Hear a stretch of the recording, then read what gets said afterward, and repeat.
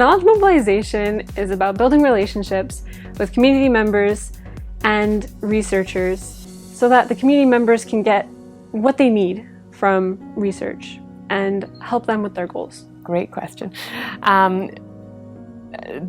My current elevator pitch, and I think it's going to change. I think it's going to change as I keep working. Is knowledge mobilization is getting research into the hands of people who need it, or who asked for it, or who would most benefit from it in a way that makes sense for them, and reporting back. So it's that kind of bridge between communities and research. Is the, like in simple words, is the act of putting knowledge into action. That's like putting research into action. That's our short sentence to explain it. I prefer to say that I'm bridging researcher and community. So both ways, I'm trying to make the information available to communities and to give the feedback from communities to researchers.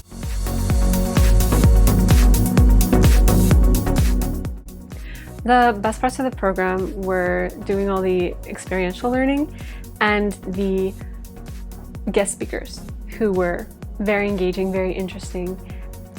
Yeah, I would say it's been very well designed to have the 6 weeks on campus with Heather and Suzanne and Estelle, covering all of your bases from what is knowledge mobilization right down to how to do best practice and how to move forward afterward, what exists, what are organizations that support it. We've had a really good opportunity to meet with lots of people working in the field as well.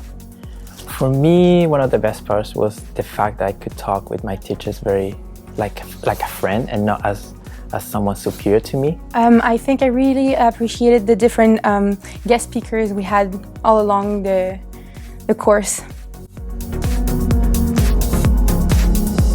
I've developed the skills of being more resourceful and learning how to find opportunities where I didn't think there were opportunities before.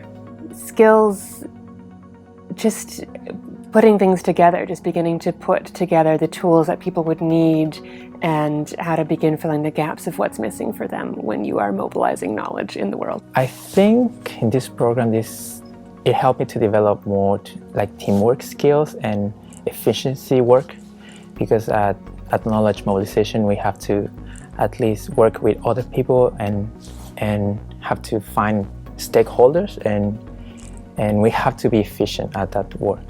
Definitely many strategies of how to organize information, how to organize ideas and communicate them efficiently.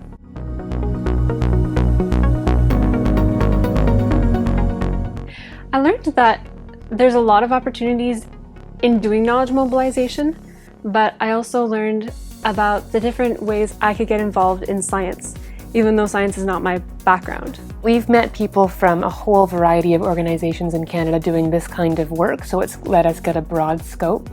I mean, it's a bigger field than I realized, so I would be happy to work in a granting agency. I would be happy to work in community development using research or best practice or evidence as a tool. It really gave me a broader scope of what is out there. Well, knowledge mobilization is very broad. It can, for example, in my case, I'm in health science. So I was planning to use knowledge mobilization in hospitals, but I find out that it can be actually used in almost every field. Like right now, for my internship, I will be working at the university with Carrie Hall, which is a biologist teacher here at Bishop's. So there are two, I would say, main categories. Either you're a knowledge mobilizer in a huge organization and you do it for many different subjects, or you're one for a really specific subject in a specific organization and for their special needs.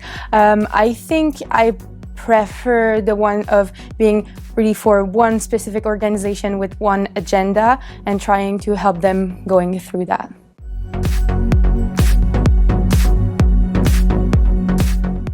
Yeah, I would recommend it to anyone who's interested to get involved.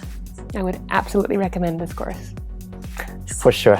For sure I will recommend it. Of course, like anybody in any program, that's really helpful.